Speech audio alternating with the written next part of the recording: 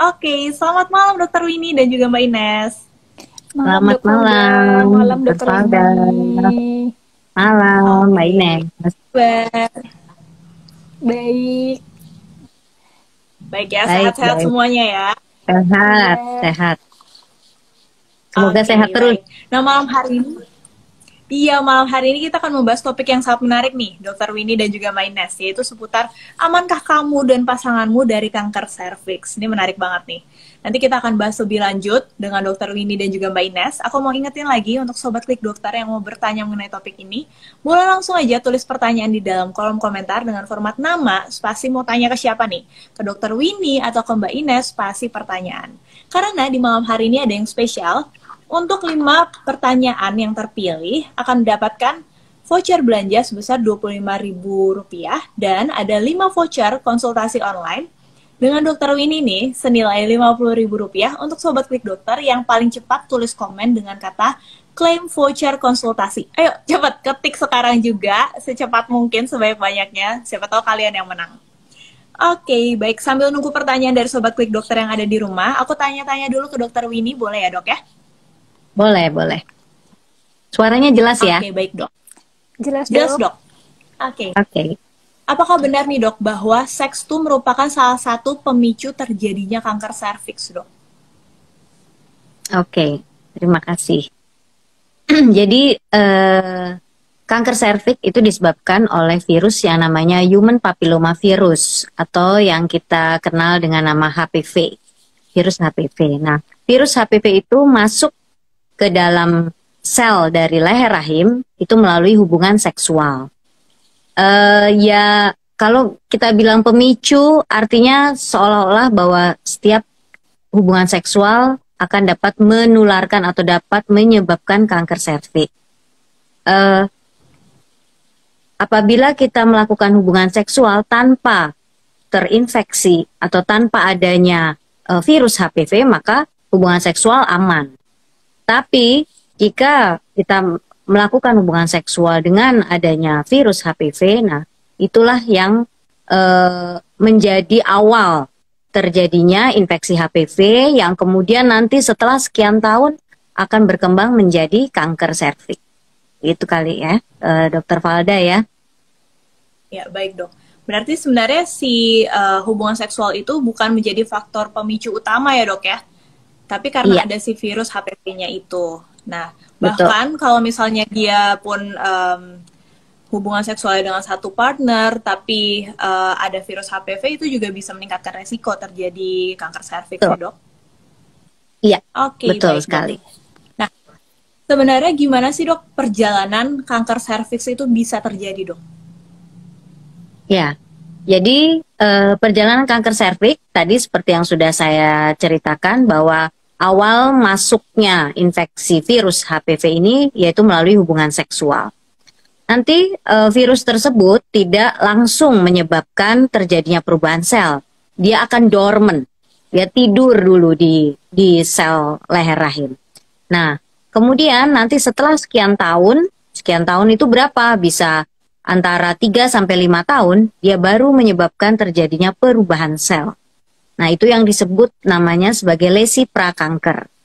Jika lesi prakanker ini tidak ditangani dengan baik, artinya tidak melakukan pap smear sehingga tidak terdeteksi, sehingga setelah 10 sampai 15 tahun dia akan menjadi kanker serviks.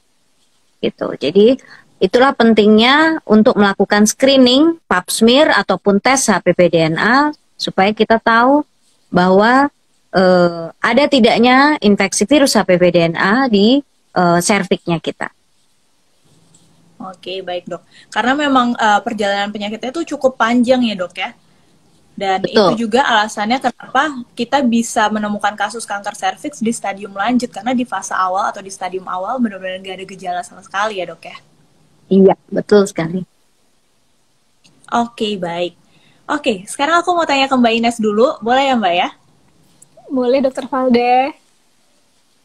Oke, sebenarnya One On Call tuh apa sih Mbak? Boleh coba dijelaskan Mbak, silakan. Oke, jadi One On Call ini merupakan platform digital yang menyediakan layanan seputar kanker. Nah, kami punya tagline nih, Onkologi Total Solution.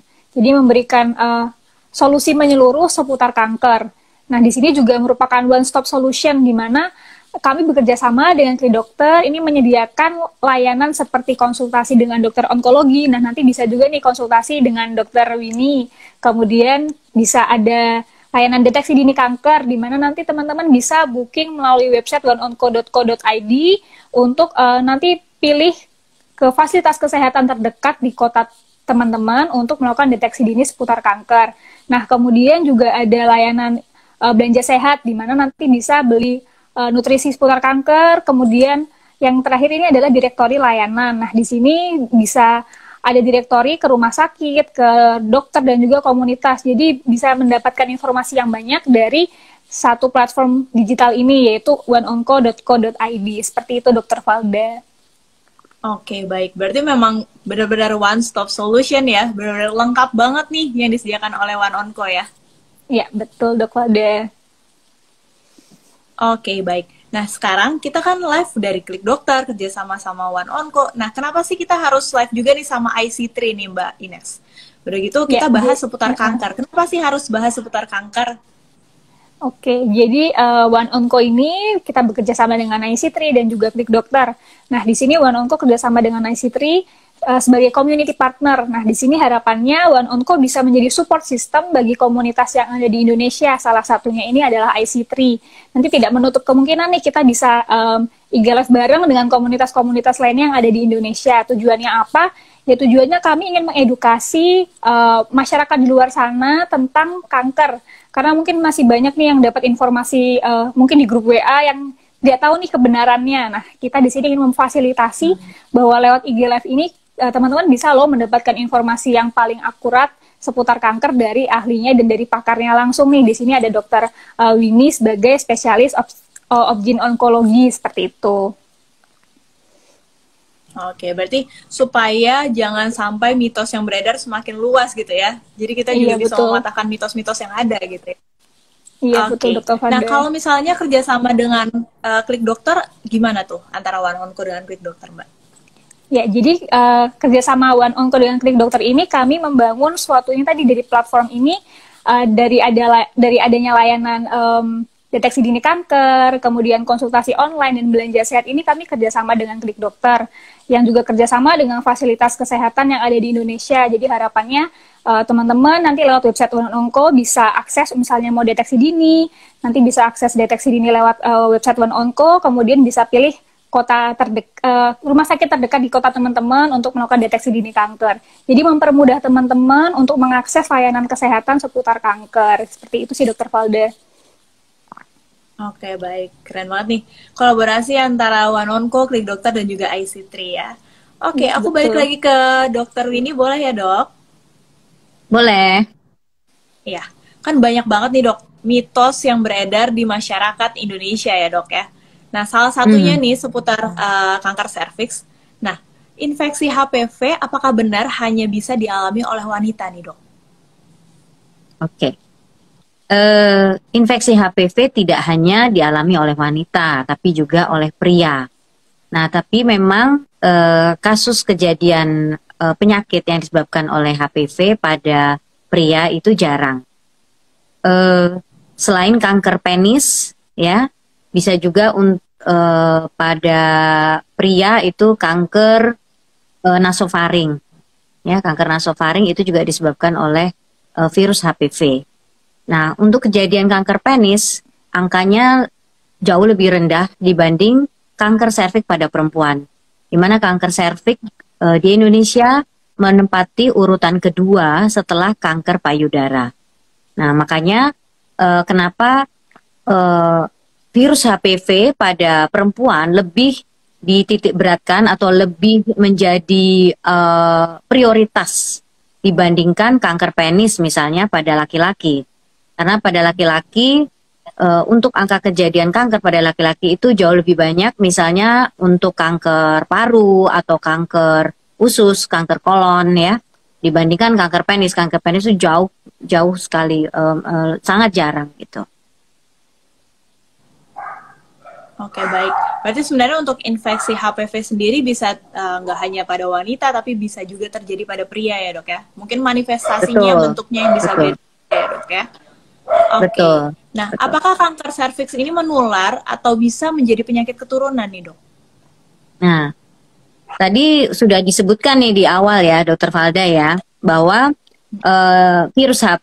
kanker serviks ini disebabkan oleh virus HPV yang masuknya melalui hubungan seksual. Artinya bukan merupakan penyakit keturunan. Kalau menular bagaimana? Ya menular bukan dalam arti seperti misalnya penyakit flu ya. Jadi kalau kita deket dengan orang yang flu, lalu kita tularan flu gitu ya. Jadi kalau misalnya kita dekat dengan orang yang menderita penyakit kanker serviks, bukan berarti lalu kita ketularan gitu kanker serviks, tidak. Tapi memang kanker serviks yang disebabkan oleh virus HPV itu seandainya pun menular, kita sebut ya menular dalam tanda kutip, itu ya harus melalui hubungan seksual gitu. Jadi bukan karena misalnya berjabat tangan atau misalnya mengurus anggota keluarganya yang terkena kanker serviks, bukan dalam konotasi seperti itu. Oke, mungkin bukan kankernya yang menular, tapi infeksi HPV-nya yang bisa menular gitu ya dok ya? Betul, ya. Oke, Betul. baik. Oke, baik lagi ke Mbak Ines ya Mbak ya. Nah, informasi seputar kanker serviks kan udah dibahas nih di Instagramnya One Onco. Nah, kenapa sih mengambil topik seputar awareness terhadap kanker serviks, Mbak? Jadi mungkin tadi juga sudah diceritakan sama Dokter Winnie nih, jadi kanker serviks sendiri, angka kejadiannya itu nomor 2 tertinggi di Indonesia. Nah harapannya dengan awareness dari kanker serviks di serviks ini, One Onco ini bisa memberikan informasi lebih jelas ke teman-teman semua, dan kami juga ingin harapannya bisa membantu menurunkan angka kanker serviks dengan cara bagaimana sih? Dengan cara melakukan deteksi dini. Karena ternyata sebenarnya kanker serviks ini bisa dicegah loh, gimana ya dengan cara deteksi dini. Nah gimana cara deteksi dininya mungkin masih bingung nih teman-teman. Nah nanti bisa nih misalnya ingin melakukan deteksi dini, bisa menggunakan fitur deteksi dini kanker yang ada di One Onco, bisa booking lewat situ, nanti bisa datang ke fasilitas kesehatan yang terdekat di kota teman-teman. Seperti itu sih Dok Valda harapannya. Oke, baik. Berarti memang udah lengkap banget ya di One Onco, udah bahas seputar kanker serviks, bahkan deteksi dininya juga udah ada ya Mbak ya? Iya betul Dok Valda. Oke, baik. Nah, mungkin Sobat Klik Dokter yang bingung nih, ngapain sih atau apa sih yang harus dilakukan untuk deteksi dini kanker serviks? Nah, bisa lihat tuh Instagramnya One Onco, di highlightnya juga udah ada ya Mbak Ines ya? Gimana untuk deteksi dini kanker serviks ya? Iya, betul Dok Valda. Oke, baik. Nah, Dok Winnie, tadi kan kita bahas nih satu mitos dan fakta yang sudah beredar di masyarakat seputar kanker serviks ya. Kita coba bahas lebih lanjut boleh ya dok ya? Karena ini cukup menarik nih. Karena banyak banget kayak informasi yang merupakan mitos sebenarnya tapi dipercaya oleh masyarakat. Nah, apalagi terkait kanker kan sesuatu yang cukup serius ya dok ya dan bisa fatal ke depannya kalau misalnya salah. Oke, baik. Kita akan bahas nih dok. Sesudah vaksinasi HPV, apakah benar bebas dari kanker serviks dan tidak perlu melakukan deteksi dini secara rutin? Ini mitos atau fakta nih dok? Oke, ya ini sering banget ya saya dengar juga pertanyaan ini. Mitos atau fakta? Jadi vaksinasi HPV yang beredar sekarang adalah yang kuadrivalen. Kuadrivalen artinya dia mencegah untuk 4 virus HPV, meskipun ada juga yang bivalen. Nah, karena kuadrivalen ini ada 4 virus, yaitu HPV 16, HPV 18, HPV 6, dan HPV 11. HPV 16 dan 18 itu adalah tipe virus HPV yang bertanggung jawab terhadap terjadinya kejadian kanker serviks. Nah, tapi harus diketahui juga bahwa tipe virus HPV yang high risk itu sangat banyak. Lebih dari 100 type HPV high risk. Nah, tapi yang paling sering menyebabkan kanker serviks setelah penelitian multicenter itu adalah HPV 16 dan 18. Makanya kemudian dikembangkan vaksinasi HPV khusus tipe 16 dan 18. Nah sekarang dikembangkan lagi virus-virus yang lain. Nah, kalau tadi yang mitos atau fakta, apakah sudah setelah vaksinasi terus kita bebas dari HPV? Tidak. Kenapa? Karena HPV high risk itu sangat banyak. Nah, tipe 16-18 ini vaksinasi ini hanya mengcover sekitar 70% dari angka kejadian kanker serviks. Nah, kemudian 30%-nya gimana? Nah, 30% ini disebabkan oleh tipe HPV high risk yang lain. Ada HPV 45, ada HPV 52, 33. Nah, ini bagaimana untuk supaya mengcover? Sekarang sudah beredar, sayangnya belum masuk ya ke Indonesia, yaitu HPV untuk nanovalen. Jadi 9 tipe HPV. Ya, mudah-mudahan ini karena COVID jadinya distribusi vaksinasi HPV nanovalen jadi terhambat gitu ya. Jadi mudah-mudahan tahun depan sudah bisa masuk nih ke Indonesia. Nah, jadi 30% itu mengcovernya bagaimana? Yaitu dengan cara pap smear rutin. Ya, setahun sekali. Ataupun kalau tidak ingin pap smear tiap tahun ya, bisa dengan melakukan pemeriksaan HPV DNA genotyping. Jika HPV DNA genotyping negatif, maka bisa diulang 3 tahun sekali. Ya, bahkan di Amerika sudah keluar dari FDA bahwa HPV DNA bila negatif bisa diulang 5 tahun sekali, gitu. Oke. Sebenarnya untuk golden standard itu kita pakai metode apa sih, Dok, untuk screening? Ya, screening sementara adalah dengan pap smear. Sementara dengan pap smear masih ya. Kita sedang berupaya dari ginekologi onkologi untuk memasukkan pemeriksaan HPV DNA sebagai golden standard juga. Sehingga memudahkan untuk para perempuan supaya tidak setiap tahun datang ke dokter kandungan, tapi cukup kalau memang HPV DNA negatif, cukup 3 tahun sekali.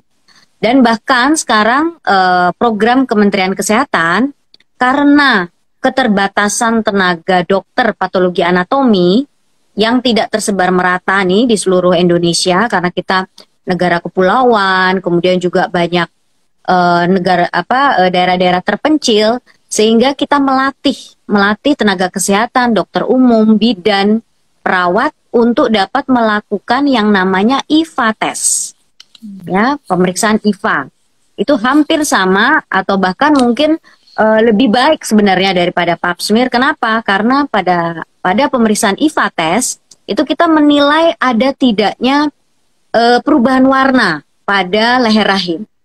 Begitu ada perubahan warna, yaitu warna putih, maka kita mencurigai bahwa adanya perubahan atau adanya lesi prakanker.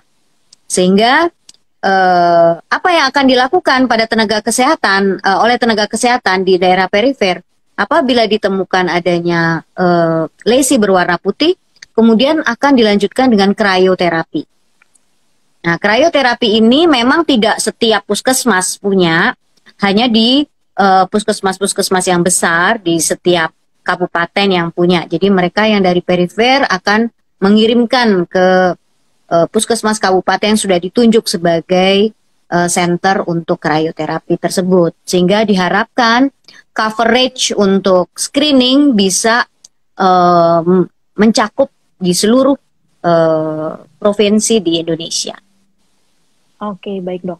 Tadi sempat dibahas juga seputar vaksin HPV ya, Dok ya. Nah, kalau misalnya kita disuruh pilih yang bivalen, yang untuk 2 tipe atau mungkin kuadrivalen, yang untuk 4 tipe, kita kan mungkin bisa pilih yang kuadrivalen saat ini ya, Dok ya. Nah, kalau misalnya kita sudah vaksin HPV yang kuadrivalen, nah nanti yang nanovalen nih yang 9 tipe masuk ke Indonesia, bisa langsung booster atau ada syarat-syarat tertentu nggak sih, Dok? Sementara sih dari yang saya baca atau yang kita terima informasinya bisa langsung vaksin, maksudnya jadinya vaksin lagi gitu, jadi dengan nanovalen ini, jadi nggak ada masalah. Okay. Baik, Dok. Nah, si vaksin HPV ini kan sebenarnya sudah direkomendasikan untuk orang yang menjelang menikah gitu ya, Dok ya. Nah, perlu booster nggak sih, Dok? untuk Nggak, setelahnya? sampai sekarang dari penelitian tidak perlu booster. Nggak kayak COVID nih kan, COVID perlu booster gitu ya. Nah, kalau untuk vaksinasi HPV sementara hanya 1 kali seumur hidup. Oke, berarti cukup ya 1 kali dengan 3 dosis itu ya dok ya?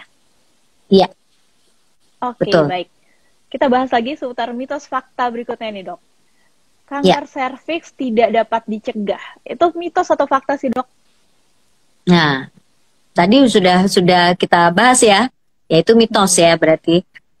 Artinya kanker serviks itu bisa dicegah. Bagaimana cara pencegahannya? Pencegahan primer tadi kita sudah bahas atau Dokter Valda juga sudah singgung, yaitu dengan vaksin. Nah, pencegahan sekunder yaitu dengan screening, pap smear, ataupun dengan pemeriksaan HPV DNA, ataupun dengan IVA test. Apapun metode screeningnya dibenarkan. Oke, baik dok. Pertanyaan berikutnya nih, mitos dan fakta berikutnya ya dok ya. Walaupun hanya Iya. satu pasangan, tapi tetap beresiko menyebabkan terjadinya kanker serviks. Ini mitos atau fakta nih dok? Itu fakta. Dapat menyebabkan, betul. Jadi mungkin yang tersebar di kalangan awam ya, bahwa kalau terkena kanker serviks artinya ada apa-apa nih sama pasangan gitu ya, ada sesuatunya gitu ya sama pasangan. Padahal even single partner, meskipun kita setia sama pasangan, bisa juga terkena kanker serviks karena virus HPV itu bisa ditemukan di mana-mana. Tetapi selama tidak masuk ke dalam sel dari leher rahim, ya dia tidak akan menyebabkan penyakit. Nah, masuknya ini melalui hubungan seksual. Jadi even single partner bisa terkena kanker serviks. Apalagi yang multi partner. Nah, multi partner ya kita tidak bisa kontrol untuk virus HPV-nya. Pasti itu akan terkena virus HPV. Baik HPV high risk ataupun low risk. Oke, berarti fakta ya dok ya. Walaupun kita single partner nih setia dengan satu pasangan, tetap ada resiko ya dok ya. Tapi kalau misalnya multiple partner, nah itu resikonya jauh lebih tinggi lagi ya dok ya. Jauh lebih tinggi, ya Oke. jelas. Baik, mitos fakta berikutnya. Berhubungan seksual di usia muda meningkatkan resiko terjadinya kanker serviks. Mitos atau fakta nih dok? Fakta. Jadi kenapa kok berhubungan seksual usia muda bisa meningkatkan risiko kanker serviks? Karena pada usia muda itu perkembangan dari organ-organ reproduksi wanita itu belum matang. Ya, terutama misalnya usia 16 tahun, 14 tahun gitu ya. Kalau sudah berhubungan seksual itu sel dari leher rahim itu belum ripe, belum matang. Nah, tadi kalau misalnya terinfeksi oleh HPV, nah sel yang belum matang ini sangat mudah terjadi perubahan apabila infeksi HPV-nya masuk. Sehingga risiko untuk terjadinya kanker serviks akan jauh lebih mudah pada sel-sel leher rahim yang belum matang ini. Sangat berbeda apabila misalnya hubungan seksual dilakukan di usia yang lebih matang, misalnya di atas 20 tahun. Nah itu pada sel-sel yang sudah matang di sel serviks itu meskipun bisa terinfeksi HPV, akan tetapi perubahan dari sel yang normal menjadi sel abnormal itu membutuhkan waktu lebih lama dibanding pada sel-sel yang belum matang. Oke, baik. Berarti memang penting juga ya untuk berhubungan seksual tuh di usia yang memang sudah matang gitu ya dok ya? Karena bisa meningkatkan resiko kanker serviks juga salah satunya ya dok? Iya, betul. Oke. Tadi salah satu screening yang kita bahas ada pap smear ya dok. Nah itu kan juga disarankan kalau misalnya sudah berhubungan seksual aktif atau sexually aktif ya dok. Kira-kira ada batasan usia juga nggak sih dok kalau untuk pemeriksaan pap smear? Ya jadi artinya batas usia maksimal ya. Batas usia maksimal kalau memang disepakati untuk di negara-negara maju, negara-negara Amerika, Eropa, mereka membatasi sampai usia 70 tahun. Meskipun pada kenyataannya bahkan di usia di atas 70 tahun pun kita dapatkan angka kejadian kanker serviks itu. Jadi untuk di Indonesia sendiri untuk mengadop usia 70 tahun memang belum secara jelas nih ditetapkan dari Perhimpunan HOGI.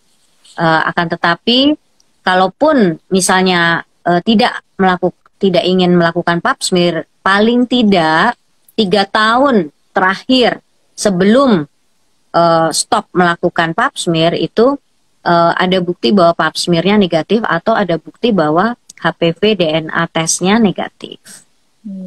Oke. Biar nggak loss gitu ya dok ya, nggak jadi loss control Iya, gitu ya biar dok? nggak loss. Iya. Oke. Baik dok.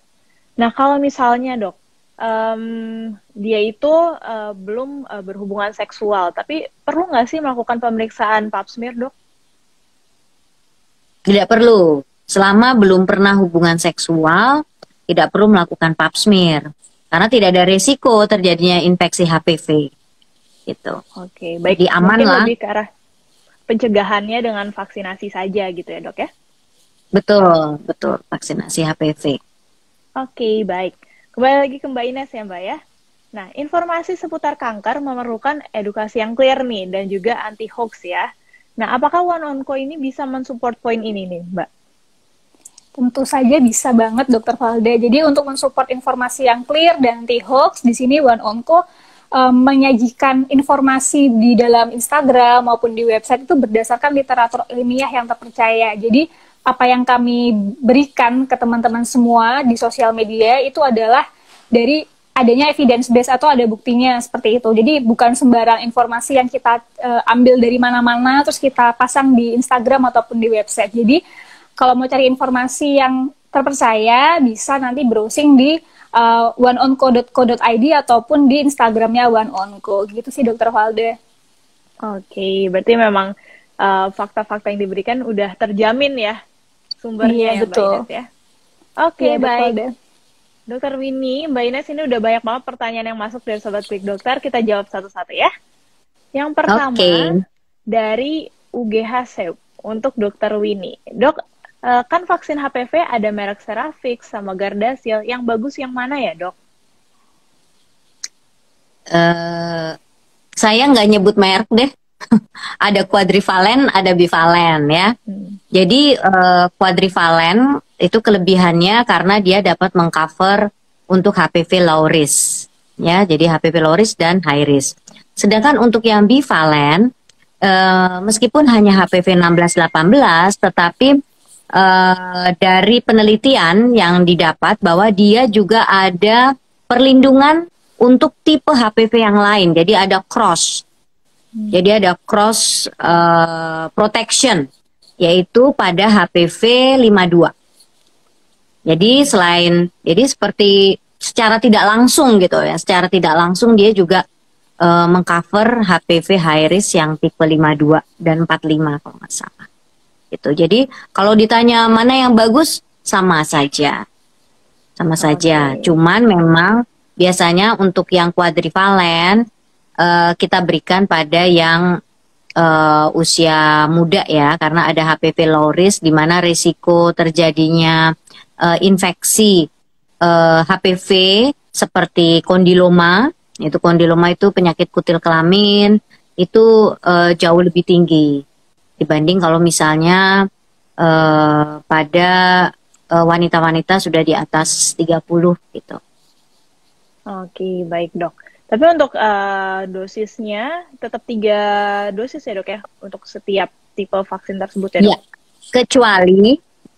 kecuali untuk yang quadrivalen di 13 tahun ke bawah hanya butuh 2 dosis. Jadi yang pertama kemudian 6 bulan kemudian. Jadi nggak perlu 3 dosis. Di atas 13 tahun harus 3 dosis. Oke, baik dok. Mungkin untuk memastikannya bisa berkonsultasi terlebih dahulu dengan dokter gitu ya dok ya? Iya, boleh. Oke, baik. Pertanyaan berikutnya masih untuk Dokter Winnie nih dari Dianita Sarip. kemungkinan anak di bawah 15 tahun bisa kena kanker serviks, bisa nggak sih dok? Eh, Sampai sekarang saya belum pernah menemukan kasus kanker serviks pada wanita usia di bawah 20 tahun ya. Jadi memang seperti tadi yang disebutkan bahwa perjalanan kanker serviks itu butuh waktu. Even misalnya dia menikah usia 14 tahun atau sudah berhubungan seksual di usia remaja, tetapi kejadian kanker serviksnya itu tidak langsung gitu. Jadi setelah sekian tahun. Kalau sampai ditemukan kasus kanker serviks misalnya usia 16 tahun, mungkin dia sudah melakukan hubungan seksual jauh lebih muda.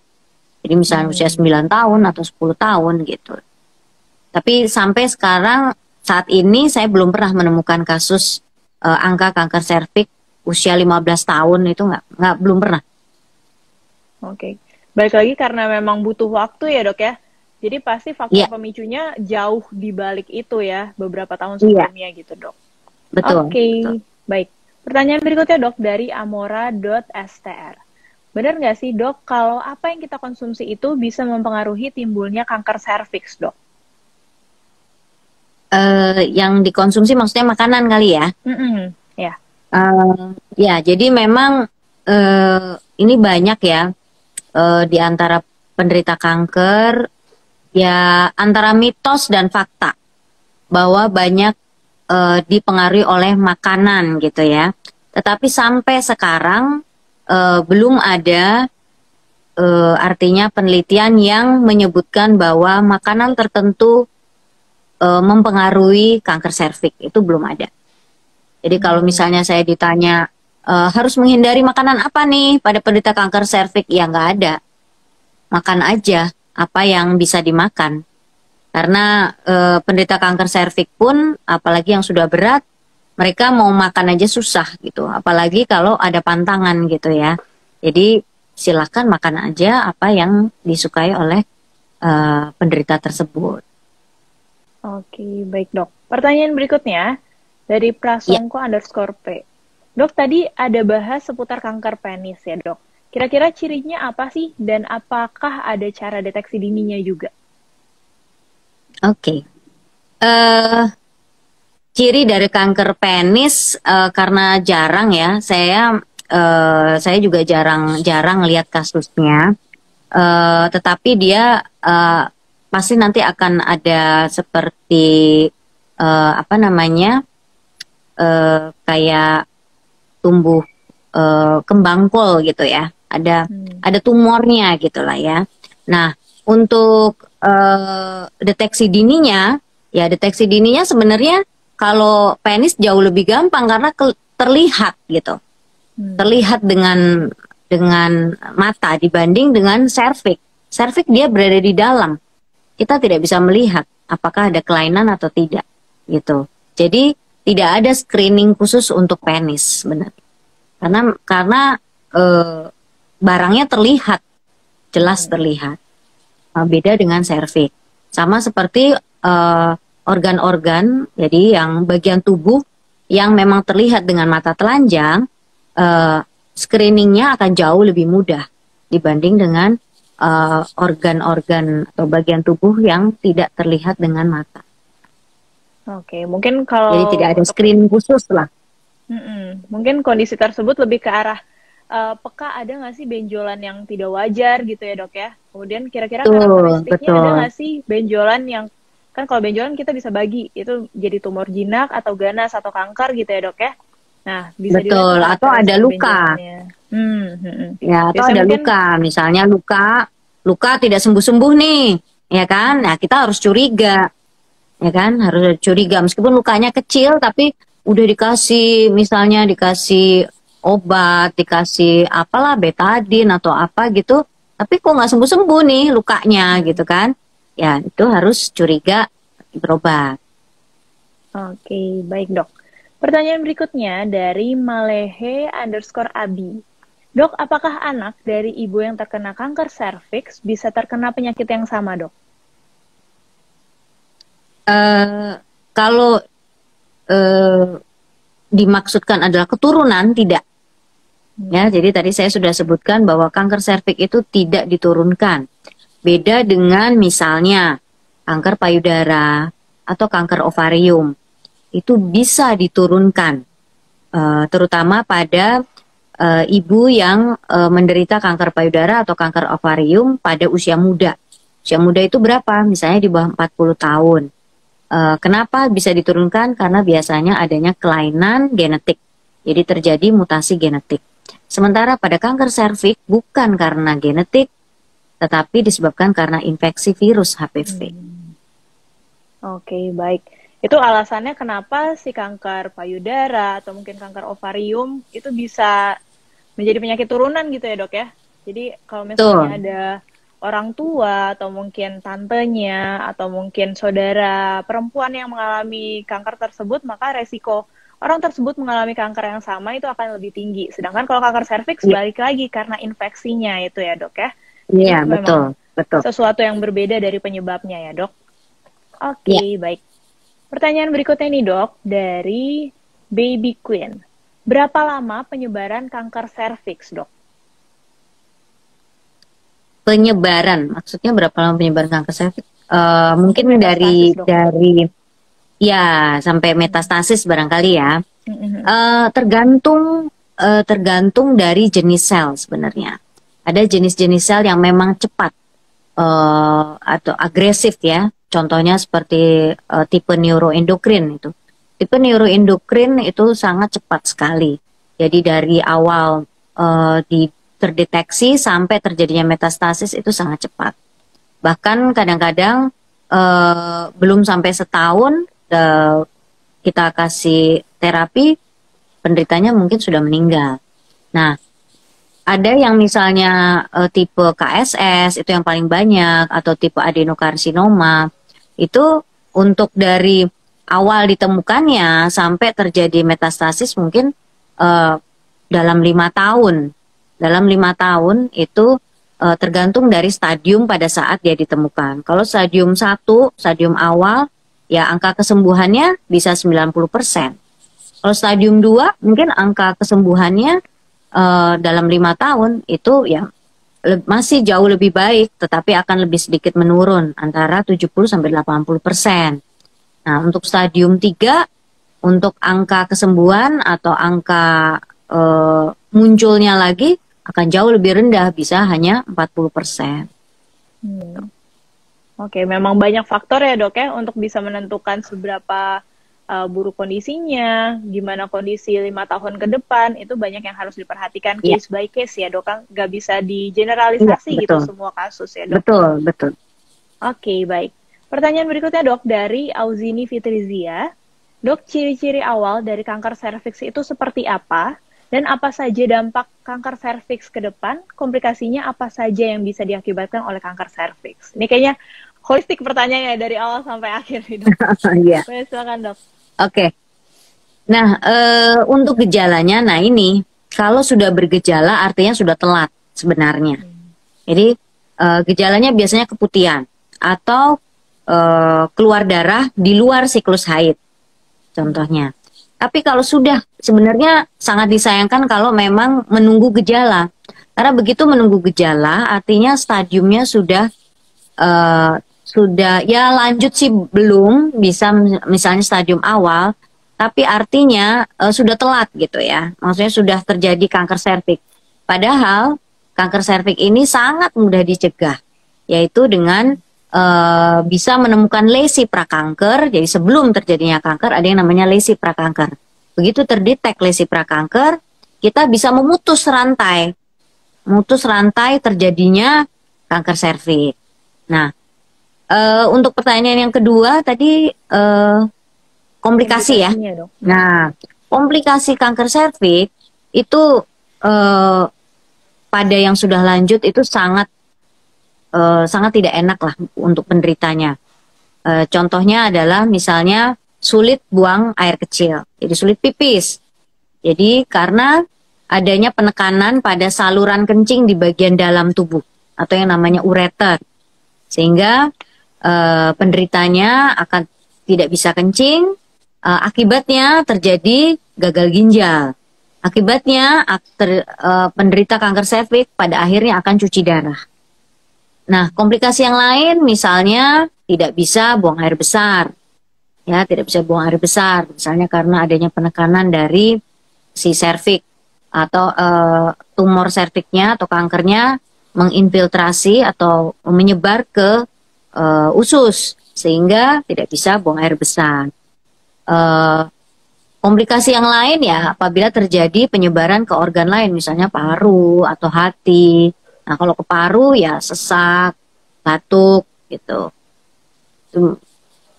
Komplikasi yang disebabkan kanker serviks sangat banyak. Oke, baik dok. Karena kalau misalnya kanker jenis apapun sebenarnya dok ya, nggak hanya kanker serviks, kalau udah metastasis atau menyebar itu bisa ke seluruh organ di seluruh tubuh dan gejalanya bisa banyak banget dan sesuai organ tersebut ya dok ya? Ya, Oke, baik. Pertanyaan berikutnya untuk Mbak Ines dari Santi Larasati. Apakah One Onco juga menyediakan platform dukungan psikologis buat pejuang kanker nih Mbak? Oke, jadi sebenarnya untuk dukungan psikologis sendiri ini bisa dengan dua cara sih. Nah, di platform One Onco sendiri kita menyediakan konsultasi itu bisa dengan psikolog. Nah, cara yang kedua mungkin dari teman-teman perjuangan, dari teman-teman survivor, ini bisa dengan cara join ke support group atau ke komunitas. Nah, cara ini juga cukup membantu ya mungkin nanti untuk teman-teman karena bisa ketemu dengan teman-teman yang dan berbagi pengalaman dengan teman-teman yang lainnya. Nah, biasanya di support group ini juga akan ada kegiatan ataupun event-event yang bisa menambah informasi dan juga bikin lebih memotivasi teman-teman gitu sih. Jadi bisa konsultasi lewat website kita juga bisa, lewat nanti ke psikolognya, lewat konsultasi online, ataupun join ke komunitas. Misalnya seperti komunitas IC3 yang sedang kita IG Live bersama hari ini. Kayak gitu sih, Dr. Valda. Oke, karena penting banget ya punya komunitas. Jadi bisa sharing nih bersama, apalagi dengan para survivor atau bahkan warrior yang ada di dalam komunitas tersebut ya Mbak Ines ya. Ya, karena betul, mungkin para dokter bisa berperan untuk tindakan medisnya, tapi untuk psikologi support system tuh penting banget dari komunitas ya. Oke, baik. Pertanyaan berikutnya dari Harinsa Fernanda untuk Dr. Winnie nih. Berapa tahun sekali sih dok pap smear harus dilakukan? Oke, tadi sudah saya sebut ya, jadi pap smear dikerjakan 1 tahun sekali. Nah, kalau misalnya tadi saya bilang, kalau memang males gitu ya, untuk datang 1 tahun sekali, ada yang namanya pemeriksaan HPV DNA. Nah, apabila ditemukan HPV DNA negatif, maka bisa kita perpanjang. Jadi bisa kita lebih, tidak usah terlalu sering, misalnya 3 tahun sekali kita melakukan screening HPV DNA. Oke, berarti untuk pap smear bisa dilakukan 1 tahun sekali gitu ya dok ya. Kalau misalnya aman hasilnya mungkin bisa lebih lama lagi, itu sebaiknya bisa berkonsultasi dengan dokter yang menangani. Nah kalau misalnya yang lebih panjang durasinya bisa ceknya HPV DNA ya dok. Nah tadi dokter Winnie juga udah bahas seputar vaksin HPV. Kalau misalnya anak di bawah 13 tahun bisa direkomendasikan untuk 2 dosis saja ya dok ya. Saat pertama kali dan 6 bulan berikutnya. Nah, kalau misalnya nih, anak ibu ini kemarin sudah 3 dosis dan berusia di bawah 12 tahun, apakah tidak apa-apa, dok? Tidak apa-apa. Nggak ada masalah, karena memang sebelum ditetapkannya 2 dosis pun, dulu kan anak-anak di bawah 13 tahun juga tetap 3 dosis. Nah, kemudian pada penelitian selanjutnya, bahwa ternyata dengan 2 dosis pun sudah bisa mengcover. Jadi cukup dengan 2 dosis. Jadi sebelum penelitian bahwa vaksinasi HPV itu boleh 2 dosis pun, pada awalnya tetap 3 dosis. Jadi nggak usah takut bahwa itu overdosis gitu ya, nggak apa-apa, nggak ada masalah.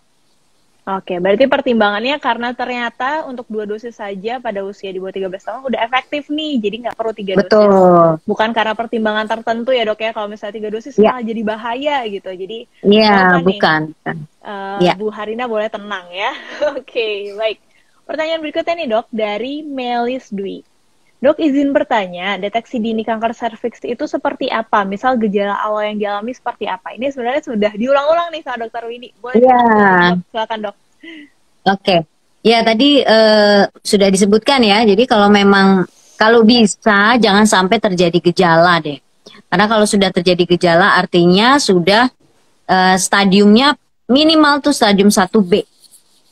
Jadi gejalanya apa? Keputihan ataupun keluar darah di luar siklus haid. Ya, atau juga tadi mungkin belum saya sebut, misalnya hubungan suami istri kemudian keluar darah. Nah, itu juga harus curiga.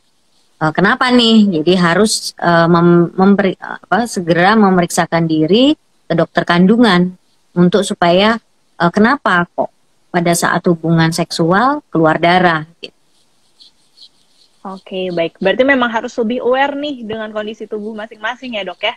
Jadi kalau misalnya mulai ngerasa aneh atau bahkan sebelum ada gejala lebih baik ya, Dok ya. Jadi lebih baik screening seperti pap smear atau IVA tadi ya, Dok.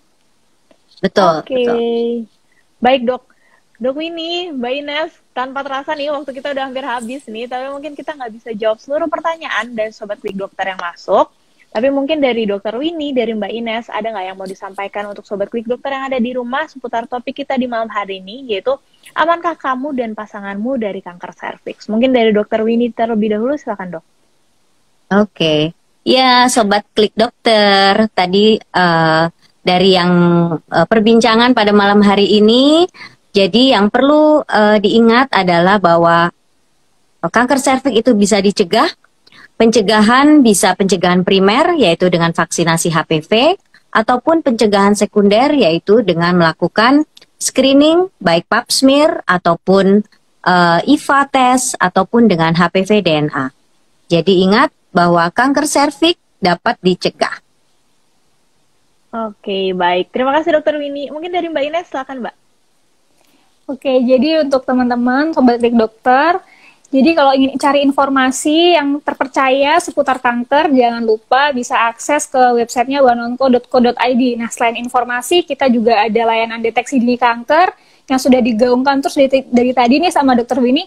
Yuk kita screening. Nah, ini bisa nih lewat bookingnya lewat website oneonco.co.id, atau kita mau konsultasi online itu juga bisa nanti lewat website oneonco.co.id.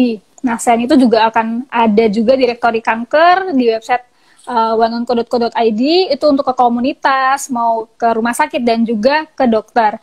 Jadi ingin cari informasi yang lengkap, jadi bisa akses oneonco.co.id. Itu sih Dokter Valde. Oke, baik. Terima kasih banyak Dokter Winnie dan juga Mbak Ines untuk sharingnya di malam hari ini. Terima kasih. Benar-benar menambah wawasan untuk kita semua. Oke, baik. Nah, ini adalah momen yang ditunggu-tunggu nih. Aku akan mengumumkan pemenang voucher live chat dan juga voucher belanja sehat. Pertama adalah 5 pemenang voucher live chat yang bisa kalian gunakan untuk langsung konsultasi ke Dokter Winnie nih. Yang pertama ada UGH Seup, terus yang kedua ada Emma Elniki, dan yang ketiga Detri Pamadia, yang keempat Malehe_Abi, dan yang kelima S_Suroso. Selamat untuk kelima pemenang. Berikutnya aku akan mengumumkan 5 pemenang yang akan mendapatkan voucher belanja sehat sebesar Rp25.000.